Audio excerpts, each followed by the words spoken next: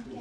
Thank you, Stefano, and good afternoon, everyone. I'll try to follow Stefano's rule: concise, quick, and short and nice. Okay. In my presentation, I'd like to focus on early childhood education and care policy, but please be reminded that our focus is social cohesion. So that is the heart. And I would like to we argue that it can bring benefits for children and women and society at large. Just going into a detail, I just want to give you a brief overview of the OECD countries placing ECEC policy for different goals. ECEC policy is not aiming at one aspect of outcomes, but it covers broadly speaking, five policy goals.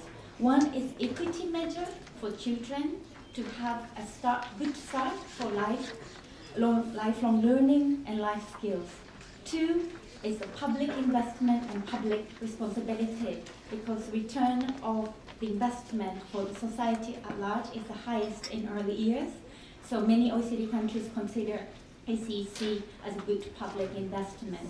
Three, maintaining and promoting work-life balance. And four, maternity employment, which is relevant for the Korean context. And also five, demographic challenges, which is fertility rate, which is also relevant for the Korean context. So again, this is just broadly speaking, ECEC has many different policy objectives. Then the first part is focusing on ECEC for the benefit of children. And as you know, Korea performs very well on the PISA, which is the International Student Performance. However, we have a little concern because the latest research from PISA has shown, actually from 2009 shows, that the relationship of socioeconomic status and student performance is increasing, has increased actually from 2000 data to 2009 data, and this is Korea. And you can see that it is still below the OECD average, however, that the degree of the relationship has increased from the diamond to a dark blue color. And what does it imply? We know that the share of private spending in education is large in Korea, and it does increase the impact of socioeconomic status on educational outcomes. And you can see that this is the data published 2012, but actually the data originally come from 2009. Back then, the share of private spending is really large in Korea, one of the largest in the OECD countries. But we are aware of the current agenda to increase the public spending for age 5 and planning to increase for age 3 and 4. So Korean experts have estimated and gave us the figures. So with the new public spending, the proportion of public spending will increase to 64.7% for 2012 and 78% for 2013, which will be around the same amount for other OECD countries. Then again, thinking ahead, the question will be, you will need to start think about from more spending to smarter spending. And in doing this, quality is the key. And currently, in Korea, ECEC services are regulated with two different quality standards, which we find could be an issue in the future and for the current ECEC services as well. And this is one example of the quality standards, which is curriculum. And you can see that in Korea, curriculum is split into two, childcare and early education. And however, you're making efforts to harmonize the curriculum for age 5. And you are planning to harmonize the curriculum for 3 and 4, which we support as a good initiative, because we have one curriculum model is that they have nothing from 0 to 2, but they only have 3 to 5, but which is already common, which is a case from Massachusetts, United States. And this is another case. They do have some guidelines from 0 to 2, but they have a separate curriculum from 3 to 5. This is a case from Bavaria, Germany. Now, an international trend is represented by an Australian case, which shows a holistic, continuous curriculum from 0 to 5. This is an international trend. And furthermore, a case from Hamburg, Germany, presents an interesting pro-thinking curriculum, which is to set up the curriculum from 0 up until 15, because child development is continuous. It doesn't stop at a certain age. And this is pretty much as a result of a growing consolidated body of research from brain research, neurological science research, which suggests that the quality of childcare in early years is of particular importance for children to lay a strong foundation for their life skills and life chances. And this shows a figure that the sensitivity of the brain, where are the peaks of the brain sensitivity? And you can see that all the peaks actually takes place before the age of 3, including cognitive language, numeric, and as well as peer social skills and emotional control. So both cognitive and non-cognitive development takes place at the peak well before the age of 3.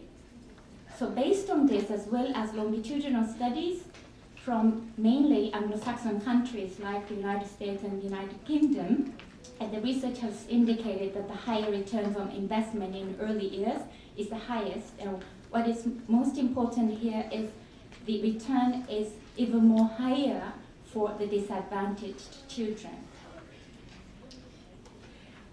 And thinking that pattern, we try to compare the spending pattern of the public spending, and this is an example from Finland, which is once again another one of the top performers on PISA compared to Korea. And this shows how much is spent per child across different ages.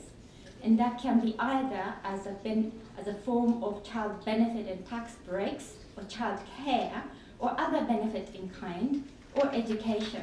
So it is an accumulated public spending per child. And you can see, and let's take an example of age 3. And in Finland, the public spending is equal to about, as a proportion of the median working age household income, it's a little less than 40%. Whereas in Korea, if you take the age of 3, it's less than 10%. So considering this, some of the policy options we suggest include, first one, prioritize your current government plan to extend public support for ECEC to all 3- and 4-year-olds starting in 2013. But the question is how many hours still remains a question. The second is to ensure effective implementation of the common curriculum for age 5 in childcare and kindergarten, and continue harmonizing the curriculum for 3 and 4, and upgrade the program for children under 3. So this is as a result of the curriculum analysis. And what is important is, based on the evidence in country practices, have shown that the designing curriculum is one thing, but actually the implementation of it takes time and careful planning. So you need to think about how to integrate the professional development of the teachers for childcare and also the kindergarten teachers as well. And then maybe a step further will be integration of the qualifications. But this is a very political area, so you need to align the sequences of actions carefully.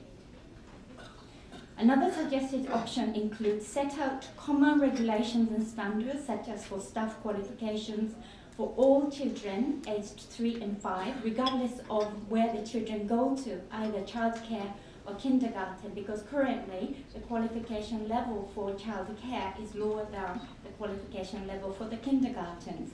So harmonizing the qualification level and other regulatory framework is another option. And another option would include support infants and toddlers for 0 to 2 through a different combination of ECEC policy measures. Again, as you have seen from the pattern, the age 0 to 2 could be supported, but how, it still remains a question. And now let's look at ECEC from women's perspective and for them to have families. And this will show you the policy outcomes for child outcomes as well as female labor market outcomes as well as demographic outcomes. So it includes for child outcomes such as infant survival and PISA reading, etc. But for women, we included fertility rate, gender equality, which has been already discussed a lot in the morning, and female employment ratio. Then this is the OECD average. We normalized the rates, so the maximum value it represents 100 by best performing country and 0 as minimum value by the lowest country. Then how would Korea look like? So you can see it's been discussed whole morning, but on the fertility rate and gender equality, Korea rates the minimum value. Therefore, it is rated as 0. And for female employment rate, it's well below the OECD average as well. So, policy options. Actually, the economic survey for Korea has already suggested several measures, which includes one is narrow the gender gap, the wage gap, by reducing the high share of non-regular employment and making greater use of performance-based pay. The second is extend maternity leave to promote take-up of maternity and parental leave, and also expand flexibility in working time to make it easier to combine paid employment with family responsibilities, and given the total working hours in Korea are the longest in the OECD area, and increase the availability of affordable, high-quality childcare. Again, the question includes how. So since my session is on ECEC, I will go a little further on the last recommended policy option, which is about affordable, high-quality childcare. One of the questions for policy designers to think about is whether to design supply-side or demand-side policy. And our suggested options would include, one is to prioritize expanding capacity of public kindergartens, considering that the quality is already ensured, and it is efficient to take this action forward. Another option is to take a more demand-side approach and improve quality, in particular for childcare services. But in doing this, it's very important to consider as a policy package to ensure social cohesion.